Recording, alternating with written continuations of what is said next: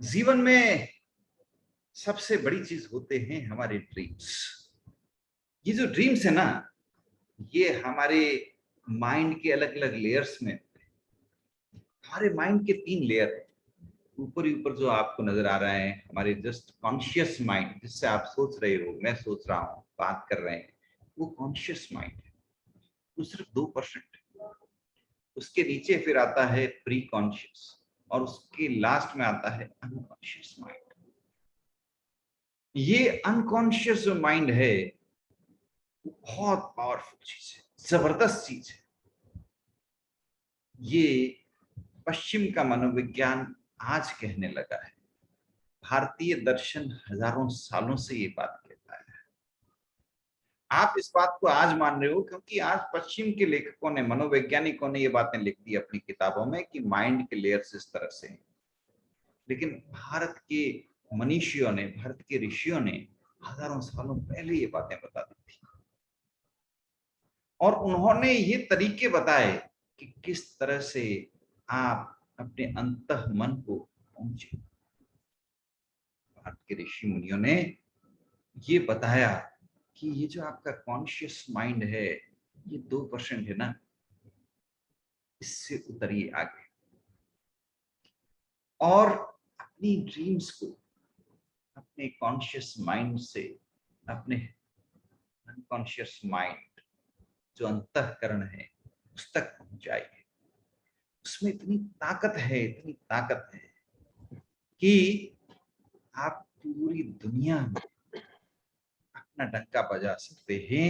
इतना जबरदस्त काम कर सकते हैं, पूछिए मत। और उस ताकत को आप जगाइए। आप में से हर व्यक्ति के अंदर अद्भुत शक्ति है, उसको जगाइए, उस तक पहुंचने की कोशिश करिए। बहुत सिंपल सिंपल एक्सरसाइजेस हैं। जैसे एक स्लिप पर लिखिए कि ये मेरा लक्ष्य है, और उसको अपने तकिए के नीचे रखिए। रात में सोते वक्त देखिए और सलामत से तकिए के नीचे रखिए, और मन मन में सोचिए कि इस लक्ष्य को मैं जरूर एक दिन हासिल करूंगा। जब हम सोने जाते हैं, जो बातें हमारे मन में होती है वो धीरे धीरे अंतः मन में जल्दी से पहुंच जाती है। तो ये एक एक्सरसाइज है, बहुत काम की एक्सरसाइज है। ऐसी बहुत सारी एक्सरसाइजेस हैं जिनको आप सीख सकते हैं। खुद भी सीखिए, दूसरों को भी सिखाइए, नई पीढ़ी को इसमें शामिल करिए, नई पीढ़ी को जरूर लगाइए। और हमारी रूट्स को पहचानिए, हमारी जड़ों तक, हमारे अद्भुत साहित्य का फायदा उठाइए। हमारी जो साहित्य ऋषि मुनियों ने आज से हजारों साल पहले लिखा था वो अद्भुत था। वो विदेश चला गया, अभी भी भारत में जो बचा हुआ है उसका फायदा उठाइए।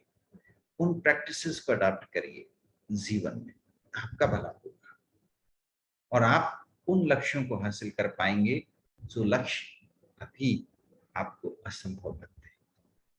मैं आपको यकीन के साथ कहता हूं, जो लक्ष्य आपको आज असंभव लग रहा है उस लक्ष्य को आप हंसते हंसते हासिल कर लेंगे, आसानी से हासिल कर लेंगे, इन टेक्निक्स को अडॉप्ट करके जो मैं आज आपके सामने जिक्र कर रहा हूं।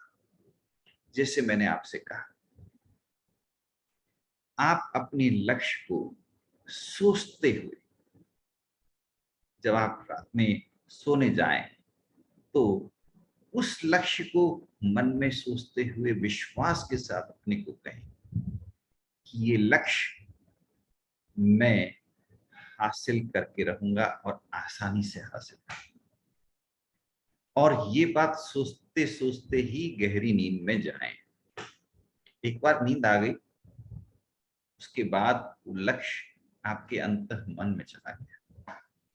अंतः मन में जाने से आपके अंतः मन की अद्भुत शक्ति उस लक्ष्य को अगर अपना लक्ष्य बना लेगी, आप सोच भी नहीं सकते कितनी तरक्की करेंगे, आप किस तरह से तरक्की करेंगे। आपको पता ही नहीं लगेगा कब कैसे आपके जीवन में सफलताएं और अपॉर्चुनिटीज आती जाएगी। आप स्मूथली अपने जीवन में आगे से आगे बढ़ते जाएंगे। इसलिए इन तरीकों को अडॉप्ट करिए। सुबह कब उठते हो आपको उठते 8:30 बजे। मैं आपको रिक्वेस्ट करूंगा थोड़ा जल्दी, भले इसके लिए रात में सोने का टाइम थोड़ा और जल्दी कर लें। सुबह सूर्योदय से पहले उठिए, फ्रेश होइए, सूर्योदय से पहले अपने घर की छत पर आइए और सूर्य भगवान को नमस्कार करिए। सूर्य की रोशनी को देखिए, सूर्य को अपनी आंखों से देखिए। उस वक्त आप चाहें तो सूर्य को 10-15 मिनट 20 मिनट तक आप खुली आंखों से आराम से देख सकते हैं, बिना कोई चश्मा लगाए। देखिए, और उस वक्त सूर्य को जल अर्पण करिए। उस वक्त जो सूर्य की रोशनी है उससे अपने आप को प्रकाशित करिए, अद्भुत शक्ति मिलेगी आपको। आप किस प्रकार की जीवन शैली अडॉप्ट करते हैं उसके ऊपर निर्भर करता है आपकी सोच। जैसा खाए अन्न वैसा बने मन, इसलिए सात्विक भोजन अपनाइए। सात्विक भोजन यानी ये जो महीने भर पुराने, 2 महीने भर पुराने, 3 महीने भर पुराने बासी भोजन आप खाते हो ना, वो सब छोड़िए। बिल्कुल ताजा फ्रेश वेजिटेबल्स, फ्रेश फ्रूट्स, जितना ताजा है उतना अच्छा है। इधर पेड़ से तोड़ो, उधर फ्रेश फ्रूट्स तोड़ो। फ्रेश फ्रूट्स, फ्रेश वेजिटेबल्स और गर्म, इधर तवे से निकला फल का, उधर आप खाइए। इस तरह तो वार्म फूड वो आप लीजिए। सात्विक भोजन, स्वस्थ भी रहेंगे और मन में सही विचार पलक होंगे। कितना भोजन करते हैं आप कहेंगे सब भरपेट भोजन करता हूं। भरपेट भोजन मत करिए। हमारा पेट हमारी क्षमता से दुगनी क्षमता का कैरी कर सकता है, तो भरपेट भोजन मत करिए। जितनी आपको भूख हो उससे 25% कम करिए, 20% कम करिए। जितनी आपको भूख है उससे 20% कम भोजन करें। कितनी बार भोजन करते हैं आप कहेंगे 4 बार। मैं कहूंगा नहीं भाई, इतनी बार की जरूरत नहीं है, 2 बार ही भोजन करिए। एक बार सुबह 10 बजे या 9 बजे, एक बार शाम को 6 बजे 7 बजे। आपको बार बार भोजन नहीं करना है, इससे हमारा शरीर खराब होता है, इसकी जरूरत नहीं है। आप बार बार पानी पी सकते हो। थकान आ रही है आपको तो ठीक है, पानी के साथ में थोड़े बहुत नींबू पानी ले लिया, इस तरह। ये एनर्जी ड्रिंक है, ये एनर्जी ड्रिंक शुद्ध भारतीय एनर्जी ड्रिंक्स। नींबू पानी ले लीजिए, उसमें हल्का फुल्का सेंधा नमक जो होता है, पहाड़ी नमक। कौन सा नमक इस्तेमाल करते हो आप कहेंगे साहब मैं तो कोई भी नमक इस्तेमाल कर लेता हूं। सेंधा नमक इस्तेमाल करिए, सिर्फ पहाड़ी नमक, वो शुद्ध नमक है और वही हमारी सांस्कृतिक विरासत में हमको बताया गया है। आपके स्वस्थ रहने के सारे उपाय भारतीय संस्कृति में विद्यमान है। आपको जिंदगी भर कभी डॉक्टर के पास जाने की जरूरत नहीं पड़ेगी। आपको जिंदगी भर कोई बीमारी नहीं आएगी। आप इन सिंपल साधारण चीजों को अपनाइए। आप चीनी का इस्तेमाल करते हैं क्या? मत करिए। चीनी छोड़िए, पूरा इस्तेमाल करिए। गुड़ इस्तेमाल करिए, खांड इस्तेमाल करिए और सबसे बढ़िया है मिश्री। मिश्री इस्तेमाल करिए, उससे बेहतरीन कुछ नहीं। मेरा यकीन मानिए, मिश्री बेहतरीन है, बेहतरीन। आप मिश्री का इस्तेमाल करिए। क्या आप घी का इस्तेमाल करते हैं? आप कहेंगे नहीं सर, घी से तो मोटापा होता है, इसलिए हम घी का इस्तेमाल नहीं करते। मैं कहता हूं आप जरूर इस्तेमाल करें, कभी मोटापा नहीं होगा। मैं हूं ना आपके सामने, मैं मोटा नहीं हूं, मैं भरपूर घी लेता हूं, बिल्कुल भरपूर घी। अरे बाजरे का रोटा हम खाते हैं, एक कटोरी भर के घी के साथ में, कटोरी भर के। घी से बेहतरीन कुछ नहीं है। शुद्ध देशी घी, गाय का जो देशी घी होता है, उससे बेहतरीन कुछ नहीं है। बिल्कुल इस्तेमाल करिए आप, बिल्कुल घी का इस्तेमाल करिए। नारियल तेल का इस्तेमाल करिए। मैं तो शुद्ध नारियल तेल होता है ना, 1 चम्मच पी जाता हूं ऐसे। आप भी इस्तेमाल करिए। स्वास्थ्य के लिए अमृत हैं ये सब चीजें, ये सब स्वास्थ्य के लिए अमृत हैं। अफसोस यही है कि हमारी जो हमने शिक्षा पद्धति इंपोर्ट की, हमने सब चीजें एजुकेशन की इंपोर्ट की, imported from US, imported from UK, सब चीजें वहां से इंपोर्ट की। उनको तो पता ही नहीं था, तो वो बेचारे कैसे लिखते किताबों में? भाई, इंग्लैंड के लोगों को, अमेरिका के लोगों को घी के बारे में क्या मालूम, नारियल तेल के बारे में उनको क्या मालूम, तो वो कैसे लिखते अपनी किताबों में? तो उन्होंने लिखा नहीं तो आपने अडॉप्ट नहीं किया, आपके टीचर ने बताया नहीं क्योंकि टेक्स्ट बुक में नहीं लिखा हुआ। लेकिन ये बातें भारत की संस्कृति में हजारों वर्षों से है दोस्त, इनको अडॉप्ट करिए। रोज नियमित रूप से 2-3 पत्ते तुलसी के लीजिए, ज्यादा नहीं, 2-3। अपने घर के आंगन में तुलसी का पौधा लगाइए, वो आपको शुद्ध फ्रेश एयर देगा। पूरे घर के अंदर से, पूरे घर के अंदर जितनी भी नेगेटिविटी है वो सब एब्जॉर्ब कर लेगा और शुद्ध ऑक्सीजन पूरे घर में फैला देगा। 2-3 पत्ते तुलसी के रोज सेवन करिए। गिलोय की बेल लगाइए घर के पास में, 5-7 दिन में एक आध पत्ता गिलोय का जो पूरा पक गया, टूट गया, वो लेकर के मुंह में चबा लीजिए। नीम के पत्ते खाते हो क्या? नीम के पत्ते जब अंकुरित होकर के, जब नीम के पत्तों से जो है ना, पीले पीले पत्ते, लाल लाल पत्ते होते हैं, हरा पत्ता बाद में होता है, पहले नीम का पत्ता लाल रंग का होता है, लाल, फिर भूरा, फिर धीरे धीरे हरा होता है। तो जो लाल पत्तियां होती है ना नीम, बहुत जबरदस्त होती है। वो लाल पत्तियां, 5-7 पत्तियां तोड़ करके रोज खाइए। नीम प्रचुर है हमारे चारों तरफ, और ये आपको बहुत मदद करेगा। अपने जीवन का लक्ष्य बनाइए अधिक से अधिक पेड़ लगाने का। देखिए, अगर एक महिला 80,000 बरगद के पेड़ लगा सकती है, 2-4 पेड़ तो हम भी लगा सकते हैं ना, 2-4 बरगद के पेड़ हम भी लगा सकते हैं ना। हम तो भारतीय संस्कृति के लोग हैं। पश्चिम को तो अभी भी पता नहीं है कि प्राण क्या होता है, आत्मा क्या होती है, चेतना क्या होती है। और भारत में तो हजारों वर्षों से हमारे पुरखे कहते आए हैं कि पेड़ों में भी प्राण होते हैं, पेड़ों में भी प्राण होते हैं। जड़ें भी हम तोड़ते नहीं है, पेड़ों को ऊपर से तोड़ते हैं ताकि पेड़ सलामत रहे, आगे बढ़ते रहे। पेड़ों के अंदर भी प्राण होते हैं। तो आप अगर एक बरगद का पेड़ लगाते हो, बरगद के पेड़ की उम्र कितनी है? 7,000 वर्ष। उस 7,000 वर्षों तक आपके लिए दुआएं देगा। पेड़ों में भी चेतना होती है। अगर आपके मन में क्रूरता है ना, मन में क्रूर भावना के साथ में कि मुझे इसको मारना है, क्रूर भावना के साथ में आप चलिए सड़क पर। आप किसी कुत्ते की तरफ देखेंगे ना, आंख मिला के, कुत्ता आपको भौंक के भाग जाएगा। ये प्राणी हैं, ये भी समझ जाते हैं, बॉडी लैंग्वेज ये भी समझ जाते हैं। ये आपकी आंखों से पढ़ लेते हैं आपके हाव भाव, आपके मन में क्या चल रहा है। ये पेड़ है ना, पेड़ों में हरकत नहीं होती मगर चेतना उनमें भी है, वो भी पहचान जाते हैं। आप एक क्रूर भावना के साथ में एक पेड़ को रोज देखिए, वो पेड़ झुलस जाएगा और वो पेड़ खत्म हो जाएगा।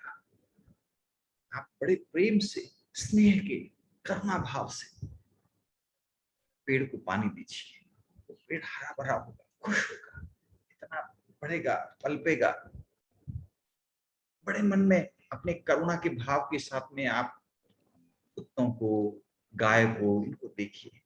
आप देखिएगा वो आपको कभी, आपकी नजर से नजर मिलेगी, पहले हो सकता है वो उस कुत्ते के मन में आपके प्रति क्रोध हो, भौंके वो, लेकिन जब उसको लगेगा कि आपके मन में करुणा है, वो शांत हो जाएगा।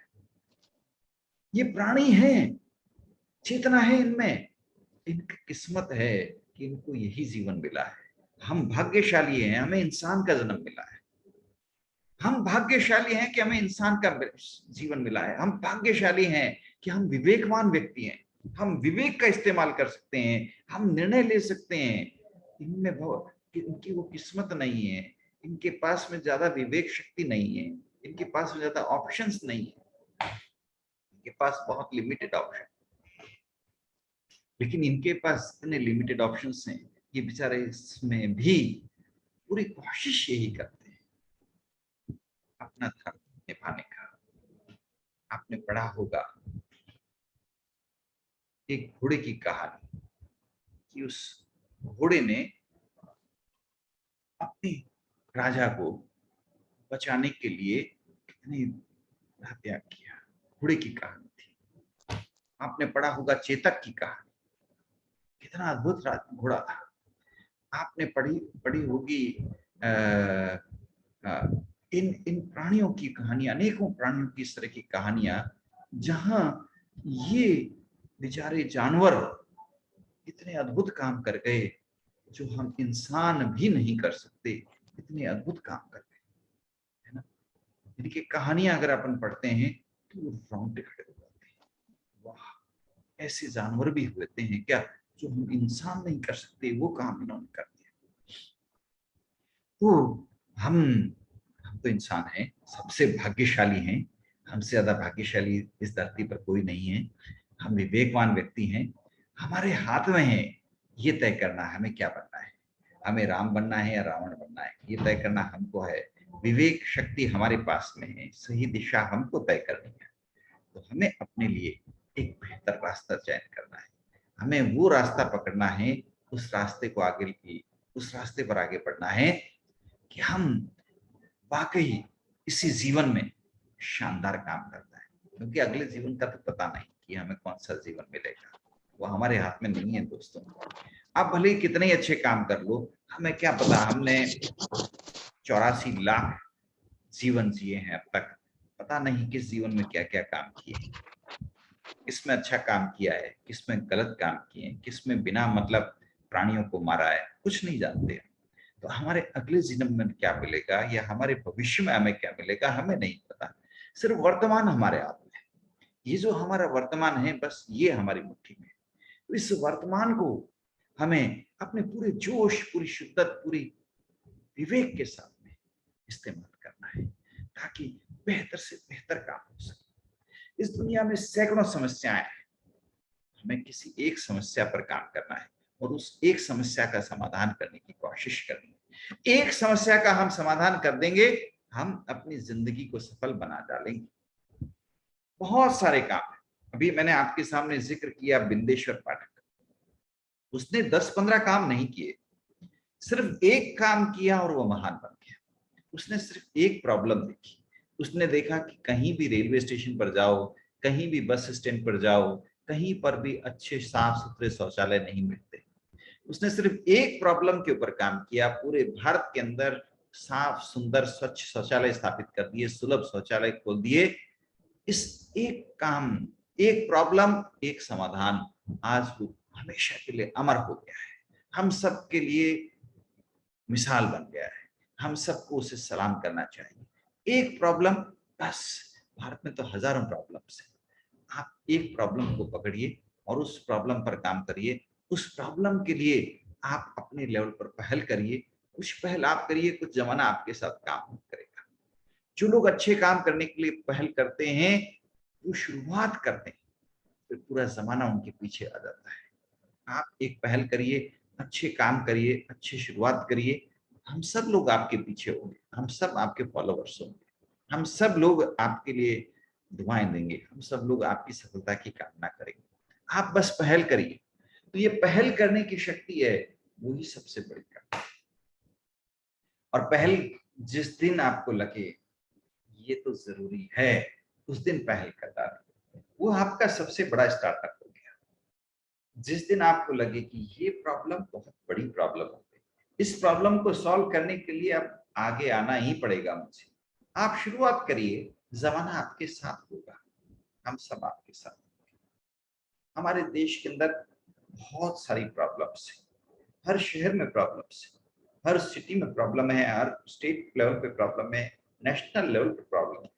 निगेटिविटी भयंकर भरी हुई है और हमें इस निगेटिविटी से बचना है, सिर्फ पॉजिटिविटी अपनानी है, पॉजिटिविटी को बढ़ावा देना है और पॉजिटिविटी के साथ में प्रयास करना है। अब आप सोचिए ना, आज दुनिया में ट्रूली डेमोक्रेटिक कंट्रीज भी कितनी, हम सौभाग्यशाली हैं कि हम पूरी तरह से डेमोक्रेटिक कंट्री के अंदर हैं। अब डेमोक्रेटिक कंट्री में होने के क्या फायदे, हमारी सरकार जब भी कोई नई पॉलिसी लाती है तो पहले सुझाव आमंत्रित करती है, एक सिटीजन के रूप में हम अपने सुझाव दे सकते हैं। इसमें आपको अपनी एक्सपर्टीज इस्तेमाल करनी है, सरकार ने मान लीजिए एक नई पॉलिसी बनानी है जीएसटी पर, सरकार की पॉलिसी डॉक्यूमेंट्स आई हुई है वेबसाइट पर, आपसे सुझाव आमंत्रित है, आप अपने खुल के सुझाव दीजिए। पॉलिसी इंप्लीमेंट हो जाए उसके बाद होला मचाने में कुछ नहीं है, उसके बाद आप हड़ताल करते हो, ये करते हो, उससे क्या फायदा, फिर कुछ नहीं हो सकता। पहले से आप अपने सुझाव दीजिए। वित्त मंत्री बजट लाते हैं, बजट लाने से पहले सुझाव आमंत्रित करते हैं, आप अपने सुझाव दीजिए। मैं तो देता हूं हर साल, आप भी अपने सुझाव दीजिए। आप अपने सुझाव देंगे, वो उनमें से अगर सरकार को ठीक लगे तो कुछ सुझाव को सरकार मानेगी, इंप्लीमेंट करेगी। अब सरकार ने कोई इंप्लीमेंटेशन कर दिया, अब आप हाय तौबा मचाते हो, अरे सरकार ने ऐसा क्यों किया, अपने विधेयक वापस लो, ये कानून वापस लो। ऐसे थोड़ी होता है। और यहाँ तो कई ऐसे भी महारथी लोग हैं, विदेशों को चिट्ठियां लिखते, अरे हमारे देश में हमारे साथ अन्याय हो रहा है, हमारे देश के अंदर देखिए प्रधानमंत्री जी ने ये कानून पास कर दिया है, आप हमारे देश के प्रधानमंत्री को रिक्वेस्ट करिए कानून वापस ले। अरे ऐसे बेवकूफ लोग किसी दूसरे देश में होते तो उनको कोड़े पड़ते। पर हमारे देश में चूंकि डेमोक्रेसी है, हम सब लोग इन सब लोगों का स्वागत करते हैं। वाकई ये बेवकूफ लोग हमारे देश की इमेज दूसरे देशों में खराब करते हैं। ये हम सब लोगों का कर्तव्य है। देखिए, हम सब लोग अधिकारों की बात करते हैं, मैं कहता हूं हम सबको अपने कर्तव्यों की बात करनी चाहिए। हमारी फंडामेंटल ड्यूटी क्या है? ये हमारी फंडामेंटल ड्यूटी है कि हम अपने देश का नाम बढ़ाकर, हम अपने देश के नाम को आगे बढ़ाएं, हम अपने देश की इज्जत को आगे बढ़ाएं, हम देश की संस्कृति की रक्षा करें, देश की कल्चर की रक्षा करें, देश की हेरिटेज की रक्षा करें, कॉमन प्रॉपर्टी की रक्षा करें। अब ये क्या, कई लोग इतने बेवकूफ हैं हमारे देश में, रेलवे की प्रॉपर्टी को आग लगा देते हैं। अरे भाई तुम्हारी ही संपत्ति है और तुम ही इसको आग लगा रहे हो। कई इतने बेवकूफ हैं, बसों को आग लगा देते हैं। अरे भाई तुम्हारी ही बसें हैं ये कोई और की बसें नहीं है, ये तुम्हारी ही बसें हैं और तुम इन्हीं को आग लगा रहे हो। कितने बेवकूफ लोग हैं। तुम्हारे देश की आय कम हो रही है, तुम कह रहे हो भारत बंद करेंगे। अरे भारत बंद करोगे, नुकसान किसका होगा? तुम्हारे ही देश का। ये देश तुम्हारा ही है, किसी दूसरे का नहीं है। देश की आय कम होगी, किसकी कम होगी? तुम्हारी ही। और सोचो उनके बारे में। तुमको तो मान लो कोई विदेशी कंपनी ने पैसा दे दिया होगा या कोई तनख्वाह मिल रही होगी, तभी तुम इतना उछल रहे हो। सोचो उस व्यक्ति के बारे में जो रोज कमाते हैं, रोज खाते हैं।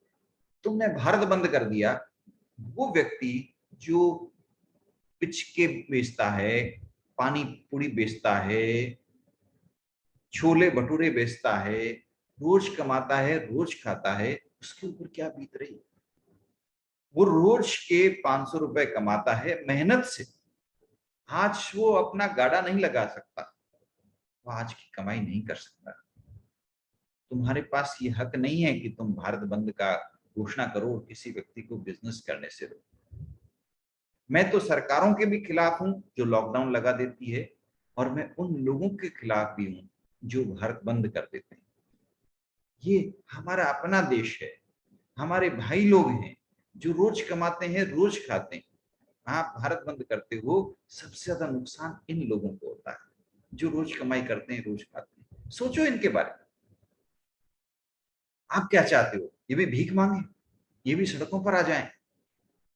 हमें कोशिश ये करनी है हमारे देश के ये जो सेल्फ मेड एंटरप्रेन्योर्स, छोटे छोटे एंटरप्रेन्योर्स, इनकी मदद करें। अगर आपके पास अवसर हो, मेरा रिक्वेस्ट है आपसे, आपके पास चॉइस है एक बहुत बड़े मॉल से खरीदने का और एक छोटी दुकान से खरीदने का। मेरा रिक्वेस्ट है कृपया आप उस छोटी दुकान से खरीदें। आपके पास दो विकल्प हैं, अगर एक है ब्रांडेड प्रोडक्ट खरीदने का और एक बिना ब्रांड का लेकिन एक परिश्रमी व्यक्ति के खून पसीने के द्वारा मेहनत से तैयार किए हुए प्रोडक्ट खरीदने का। तो मेरा आपसे हाथ जोड़ के निवेदन है, कृपया उस व्यक्ति से माल खरीदें जिसके पास ब्रांड नहीं है लेकिन अपना पसीना है, मेहनत है। ऐसे लोगों को सपोर्ट दें। आप और मैं, हम अगर 10 लोग भी ये काम करने लग जाएंगे तो हवा बदलने लग जाएगी। ये जो ब्रांड्स का भूत चढ़ावा है ये कम होने लग जाएगा। और आप और मैं जैसे कुछ लोग, अगर 10 लोग भी ये कोशिश करने लग गए तो स्वदेशी आंदोलन वापस खड़ा हो जाएगा। फिर से हम लोग स्वदेशी प्रोडक्ट्स का इस्तेमाल करने लग जाएंगे। मैं तो आपसे रिक्वेस्ट कर रहा हूं, विवेक शक्ति आपके पास भी है, आप इस्तेमाल करिए इस विवेक का। सोचिए, जो पैसा आप खर्च कर रहे हैं वो किसकी पॉकेट में जा रहा है? आपने पैसा खर्च किया एक विदेशी महंगी गाड़ी खरीदने के अंदर, पैसा सारा विदेश चला गया। इतने पैसे में आप चाहते तो छोटे छोटे 10 एंटरप्रेन्योर से 10 सामान खरीद सकते थे, और वो पैसा 10 लोगों के चेहरे पर मुस्कुराहट लाता। 10 के नहीं, क्योंकि ये 10 लोग भी फिर क्या करते, 10 और लोगों से सामान खरीदते, तो ये चेन चलती रहती। तो पूरे भारत में स्मार्ट, हर व्यक्ति के चेहरे पर मुस्कुराहट। आज मुस्कुराहट गायब हो रही है। क्यों? आपको कुछ भी खरीदना होता है ब्रांडेड प्रोडक्ट खरीदना। इस पे मेरी आपसे नाराजगी। आप सोचिए ना, ऐसे कैसे पार पड़ेगा? सोचिए। मैं आपसे अनुरोध करता हूं, अगली बार आपका जन्मदिन है या किसी का जन्मदिन है और आप गिफ्ट देने वाले हैं, तो ये फला फला ब्रांडेड कंपनी के फला फला चीजें न खरीदें, ब्यावर की तिल पापड़ी खरीदें, आगरा का पेठा खरीदें, चिड़ावा का पेड़ा खरीदें, सरदार शहर की फीनी खरीदें। अद्भुत हैं, अद्भुत टेस्ट है इन सब के, एक से एक बेहतर है। आप यकीन नहीं करेंगे, वो कारीगर जो ये अद्भुत प्रोडक्ट्स बनाते थे कल तक, आज बेरोजगार हो गए, वो सड़कों पर आ गए। वो सबसे बेहतरीन प्रोडक्ट्स बनाते थे। आप फला फला ब्रांडेड कंपनी की चॉकलेट खरीदें, वो आपके पेट को नुकसान पहुंचाएगी, दांत को नुकसान पहुंचाएगी। ज्यादा खा लेंगे, आप बीमार पड़ जाएंगे। और वो ब्यावर की तिल पापड़ी खाई, गुड़ और तिल की बनी है, अद्भुत टेस्ट है, अद्भुत। आप 5,000 रुपए किलो की फॉरेन चॉकलेट खरीद लेंगे, 150 रुपए किलो की तिल पापड़ी नहीं खरीद सकते। ये ज्यादा खा लेंगे तो भी आप बीमार नहीं पड़ेंगे। ज्यादा खाइए, आपका माइंड पावर तेज हो जाएगा, आपका स्वास्थ्य और बेहतर हो जाएगा। मेरी रिक्वेस्ट पर गौर करें, इन बातों के ऊपर गौर करें। हम लोग क्या कर रहे हैं? पश्चिमी शिक्षा को, पश्चिमी पुस्तकों को, पश्चिमी ज्ञान को अडॉप्ट कर रहे हैं, अपनी जड़ों से बेरहम, अपनी जड़ों से वंचित हो रहे हैं। हमारे भाई बेरोजगार हो रहे हैं। सोच में बदलाव की जरूरत है। जो काम मैं कर रहा हूं वो काम आप लोग भी कर सकते हैं, तो आप भी करिए। और आप नहीं करेंगे तो ये हमारा हंसता खिलखिलाता मुल्क उदासी में तब्दील हो जाएगा। हर व्यक्ति के चेहरे पर उदासी आ जाएगी। सोचिए, सोचना आप लोगों को है।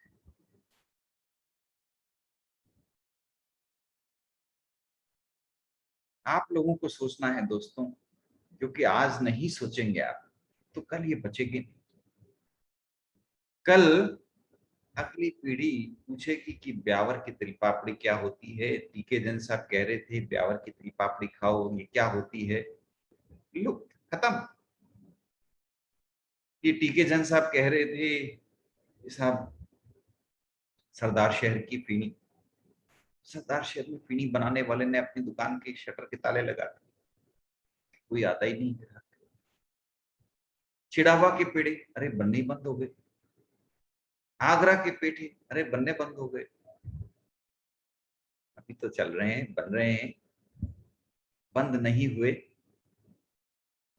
भगवान करे चालू रहे। दोस्तों, अब सिर्फ वक्त आ गया है, अब एक बार के लिए फिर से अपने आप को पहचानो। 1900 के अंदर भारतीय लोगों ने इस बात को प्रण कर लिया कि कुछ भी हो जाए, हम ब्रिटिश सरकार के सपने साकार नहीं होंगे। ब्रिटिश सरकार चाहती थी कि भारतीय लोग हर चीज मेड इन इंग्लैंड खरीदें। भारतीय लोगों ने कहा हम नहीं लेंगे, हम विदेशी सामान की होली जला लेंगे, हम नहीं लेंगे, हम सिर्फ भारतीय प्रोडक्ट्स खरीदेंगे। अंग्रेज लोग इतने परेशान हो गए, वो चाहते थे भारतीय लोग हर चीज मेड इन इंग्लैंड खरीदें। भारतीय लोगों ने नहीं खरीदे। अंग्रेजों ने भारत के कारीगरों के हाथ कटवा दिए। उनकी पीड़ा को आप सोच भी नहीं सकते, लेकिन फिर भी वो कारीगर डटे रहे। अंग्रेजों ने कहा ये लोग बैकवर्ड लोग हैं, इनसे कुछ मत खरीदिए। भारतीय लोगों के अंदर डिवाइड एंड रूल की पॉलिसी को अडॉप्ट करते हुए बैकवर्ड कास्ट बना दी उन्होंने। हमारे देश के इंजीनियर्स, साइंटिस्ट को बैकवर्ड डिक्लेयर कर दिया गया, और हम लोगों ने भी बातें मान ली, और ये बातें आज तक चालू है। दोस्तों, अब वक्त आ गया है, अंग्रेजों के किए हुए इस जुल्म को अब रोकिए। अब अपने पड़ोस के छोटे छोटे एंटरप्रेन्योर्स की मदद करिए, अपने पड़ोस के स्मॉल एंटरप्रेन्योर्स की मदद के लिए अपने हाथ बढ़ाएं। Help them, this is the right time, you should help them. If you will help, they will be able to smile. हर व्यक्ति के चेहरे पर स्माइल आएगी। आप हम कोई कम नहीं है, हमारे ऊपर, अपने ऊपर विश्वास करिए।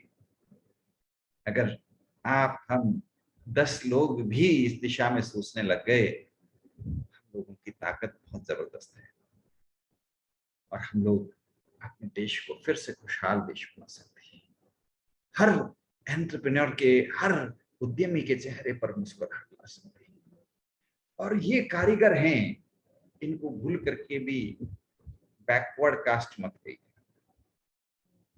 कोई गोल्ड स्मिथ है, वो मेटलर्जी इंजीनियर है, सोनी है, उसको बैकवर्ड मत बोलिए। कोई जबरदस्त मिट्टी का कारीगर है, कुम्हार है, उसे बैकवर्ड मत बोलिए, वो बहुत बेहतरीन कारीगर है। कोई आयरन स्मिथ है, मेटलर्जी एक्सपर्ट है, लोहार है, उसे बैकवर्ड कास्ट मत बोलिए। कोई लेदर एक्सपर्ट है, चमार है, उसे बैकवर्ड मत बोलिए। ये लोग बहुत महान लोग हैं। They are experts in their own field, they are scientist, they are engineers, we should respect them. I request the government of India, मैं भारत सरकार को भी रिक्वेस्ट करता हूँ कि आप इन स्किल्ड लोगों को अपनी स्किल्स आगे बढ़ाने के लिए सपोर्ट प्रोवाइड करिए। अपनी स्किल्स को नए स्केल पे ले जाने के लिए फाइनेंशियल सपोर्ट दीजिए, ताकि ये लोग अपनी स्किल्स को नई ऊंचाइयों पर ले जा सके। इनको रिकॉग्नाइज करिए, इनको बैकवर्ड कास्ट कहना छोड़िए। मैं तो रिक्वेस्ट कर रहा हूँ, आप भी रिक्वेस्ट करिए, because this is our own country. अगर कंट्री में कुछ गलत है तो वो इसलिए है क्योंकि हम लोग अपनी आवाज नहीं उठाते, हम लोग कंट्रीब्यूट नहीं करते। अब अच्छा कुछ लाना है तो हमको आगे आना पड़ेगा, कुछ ना कुछ इनिशिएटिव लेना पड़ेगा, और आप जैसे युवाओं से तो विशेष उम्मीदें हैं, क्योंकि आप जैसे युवा पीपल आर ग्रेट। और आज से जो भविष्य लिखा जाएगा, उस भविष्य को लिखने वाले आप लोग हैं। अब भविष्य में क्या होगा? In future, if we will need great consultants or startups, I look upon you. अगर भविष्य में स्टार्टअप्स के लिए कंसल्टेंट की जरूरत पड़ेगी, आपकी जरूरत पड़ेगी। भविष्य में स्टार्टअप के लिए विजन बनाने वाले कंसल्टेंट्स की जरूरत पड़ेगी, तो आपकी जरूरत पड़ेगी। स्टार्टअप के लिए financial strategies, marketing strategies, business strategies बनाने वालों की जरूरत पड़ेगी, तो आपकी तरफ नजर जाएगी। स्टार्टअप्स को स्केल अप करने के लिए consolidation, mergers, amalgamation, global takeover strategies बनाने की जरूरत पड़ेगी, तो सबकी नजर आपके ऊपर पड़ेगी। आप उसके लिए तैयार होइए। आज देखिए, भारत की कंपनियां पूरी दुनिया से कंपनियों को टेक ओवर कर रही है।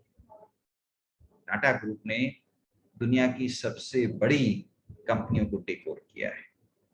रोल्स रॉयस, जगुआर, टेटलेटी, और पता नहीं कितनी, एक के बाद एक। ये तो शुरुआत है, ये तो शुरुआत है।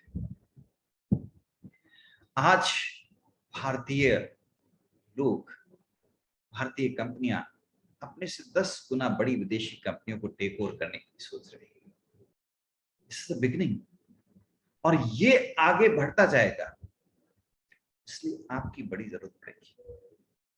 आप इस सेक्टर में आगे आइए, इस सेक्टर में अपनी कंसल्टेंसी सर्विसेज दीजिए।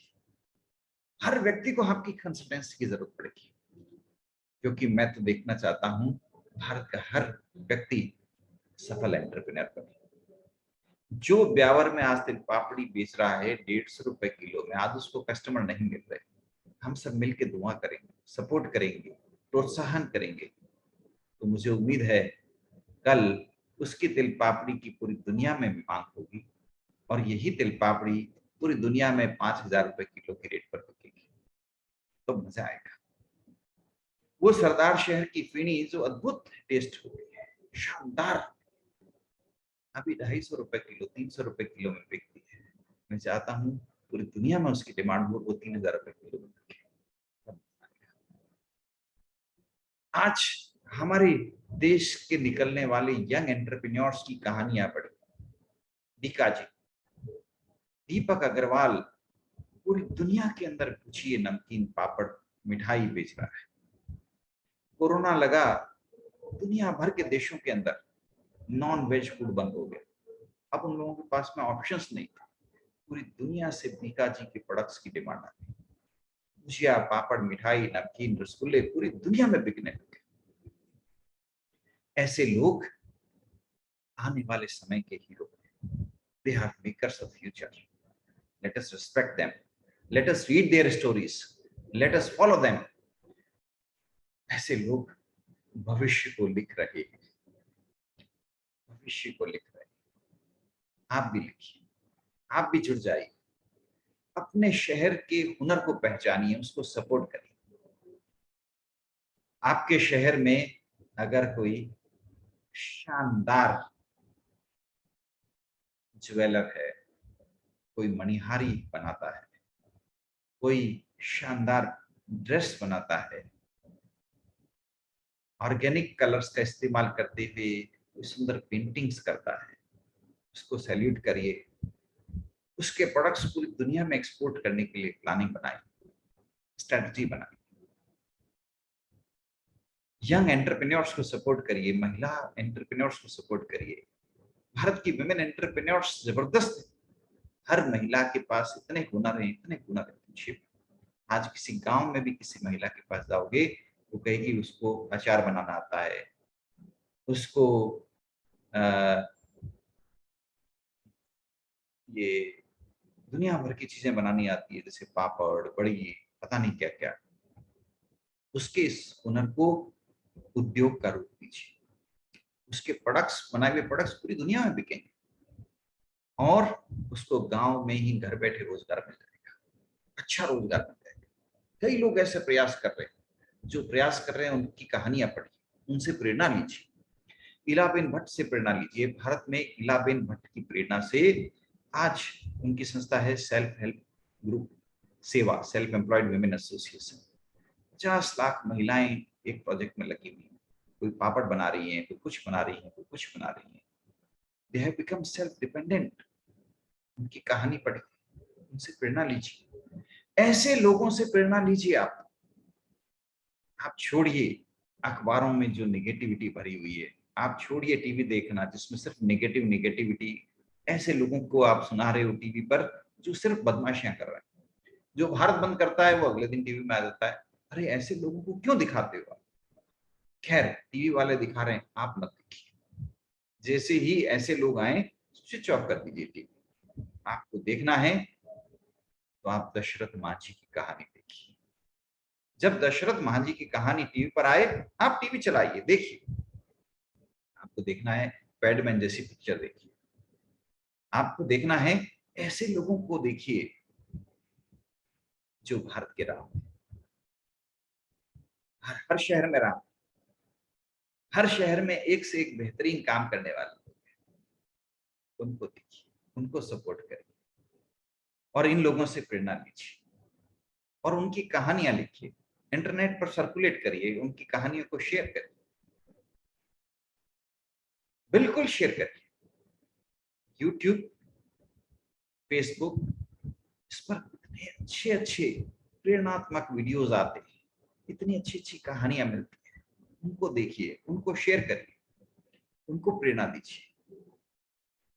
स्विच ऑफ कर दीजिए अगली बार ऐसे लोगों की खबरें जब टीवी पर आए जिन्होंने कोई बलात्कार किया है, जिन्होंने लूट की है। ऐसे लोगों की जीवनियां बताने लग जाते हैं टीवी पर कई बार तो लोग। शर्म करिए, लेकिन आप स्विच ऑफ कर दीजिए। हमें नहीं सुनना, हमें पॉजिटिव ही रहना है। पॉजिटिव न्यूज ही दिमाग में जाए, पॉजिटिव खबरें ही हमारे पास आए, सिर्फ पॉजिटिविटी फैले, निगेटिविटी का ना विचार आए ना कोई बात। निगेटिविटी के बारे में सोचना ही नहीं है। हम निगेटिविटी के बारे में सोचेंगे निगेटिव बन जाएंगे ना। हम निगेटिविटी के बारे में सोचते ही हमारे दिमाग में वही वही चलने लगेगा। हम पॉजिटिविटी के बारे में ही सोचेंगे, निगेटिविटी आएगी ही नहीं। बस, तो इस तरह से हमें आगे बढ़ना है। मैं आप सबको रिक्वेस्ट करूंगा, आप जो शानदार काम करें मुझको भी टैग करके करें। ट्विटर पे मैं @जैन बीकानेरी नाम से हूँ। यूट्यूब, फेसबुक, ट्विटर सब पे मैं मिल जाऊंगा। तो मुझे भी शेयर करें ताकि मुझे भी पता चलता रहे इस देश में कितना अच्छा काम हो रहा है। देखिए, बदमाश लोगों का नेटवर्क बहुत स्ट्रांग होता है, इसी कारण से वो सफल हो पाते हैं। हम सब लोग अच्छे लोग हैं, अच्छी सोच रखने वाले लोग। हम लोगों को भी अपना नेटवर्क बनाना चाहिए। नेटवर्किंग बहुत काम की चीज है। हम सबको नेटवर्क बनाना चाहिए और नेटवर्किंग की पावर को समझना चाहिए। अगर बदमाश लोग नेटवर्किंग के कारण तरक्की करके, आप देखो एक देश के प्रधानमंत्री बन गए। अरे खून खराबा करके एक व्यक्ति एक देश का प्रधानमंत्री बन गया है, तो जब नेटवर्किंग करके वो लोग देश के प्रधानमंत्री बन सकते हैं, हम लोगों को सीखना चाहिए। हम लोगों को भी नेटवर्किंग करनी चाहिए। वो हिंसा करके नेटवर्किंग कर रहे हैं, हम अहिंसक लोग, प्रेम से रहने वाले लोग, करुणा वाले लोग, हम लोग नेटवर्किंग नहीं कर रहे हैं। कमाल, हमें जरूर नेटवर्किंग करना चाहिए। हमें जरूर आपस में कोलैबोरेशन करना चाहिए, एक दूसरे की मदद करनी, एक दूसरे को सपोर्ट करना है। मुझे जब भी जरूरत पड़ेगी मैं आपको कष्ट दूंगा। आपको जब भी मेरे से सपोर्ट चाहिए मुझे बताइए, जैसे भी बन पाएगा मैं आपकी सपोर्ट करूंगा। आपको जब भी मेरी जिस भी रूप में सपोर्ट चाहिए मुझसे कहिए, मेरे से जो हो पाएगा मैं आपकी मदद करूंगा। मान लीजिए आप कोई इंटरव्यू की तैयारी कर रहे हैं और आपको जरूरत पड़े मेरी कि ठीक है मैं आपका एक मॉक इंटरव्यू ले लूं, तो संकोच मत करिए, तुरंत संपर्क करें। और मुझसे संपर्क करना तो बड़ा आसान है। आप गूगल पे सर्च करिए मेरा नाम त्रिलोक कुमार जैन, मेरे सारे कॉन्टैक्ट नंबर, मोबाइल नंबर सब आपको मिल जाएंगे।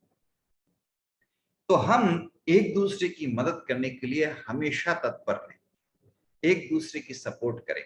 हम एक दूसरे की मदद करेंगे, एक दूसरे की सपोर्ट करेंगे, तभी हम इस दुनिया में फिर से अहिंसा को शिखर पर एस्टेब्लिश कर पाएंगे। अहिंसा, प्रेम, करुणा और एक दूसरे का सम्मान, ये जीवन मूल्य जो हम अपने अंदर जीते हैं, उनको हमें पूरी दुनिया में एस्टेब्लिश करना है। तो इसलिए आप सभी लोग इस दिशा में काम शुरू